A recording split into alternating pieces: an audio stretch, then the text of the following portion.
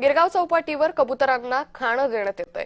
मुंबईच्या गिरगाव चौपाटीवरचा व्हिडिओ सध्या समोर आलेला आहे। खाणं न टाकण्याचा उच्च न्यायालयाचा निर्णय हा पायदळी तुडवण्यात आल्याचं पुन्हा एकदा पाहायला मिळतंय।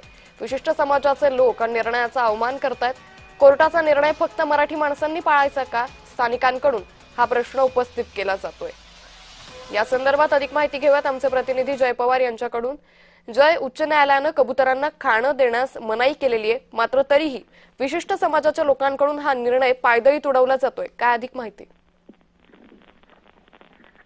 निश्चितच कबुतरांना खाद्य देण्याची ही कृती खरं तर मानवी जीवनासाठी धोकादायक आजारांचा संसर्ग पसरवणारी असू शकते। आता निरीक्षणही न्यायालयाने नोंदवलं आहे। त्यामुळे एकूणच नागरिकांच्या आरोग्याचा विचार घेता सार्वजनिक उपद्रव होत असल्याने मुंबई महानगरपालिकेने शहरातील बहुतांश भागात जे आहे ते कबुतरखाने हे बंद केले। त्यासोबत कबुतरांना खाद्य देण्यास सुद्धा बंदी घातली आहे आणि जे कोणी यांना जे खाद्य खाताना आढळतील यांना खरं तर 5,000पर्यंत दंड सुद्धा आकारला जाण्याची माहिती देते त्यांच्या माध्यमातून देण्यात होती। मात्र तरी सुद्धा आपण पाहतोय की आता गिरगावच्या या खरं तर चौपाटीवरचा हा संपूर्ण व्हिडिओ आहे, ज्या ठिकाणी दोन अनोळखी व्यक्ती आहेत, अज्ञात व्यक्तींच्या माध्यमातून कबुतरांना खाद्य टाकण्याचा प्रकार जो समोर येताना पाहायला मिळत आणि त्यामुळे तिकडच्या स्थानिकांनी ज्यात एकूणच आता प्रश्नचिन्ह उपस्थित केल्याचं पाहायला मिळतं। कारण यापूर्वीपासूनच कबुतरांचा विषय हा चर्चेचा विषय ठरला होता। जैन समाजाच्या माध्यमातून अनेकदा जे आहे ते या कबुतरांना खाद्य घालण्याचे काम जे त्या ठिकाणी केलं होतं आणि त्यामुळे आता कोर्टाचे निर्णय हे फक्त मराठी माणसांनीच पाळायचे का, असा सुद्धा प्रश्नचिन्ह आता त्या ठिकाणी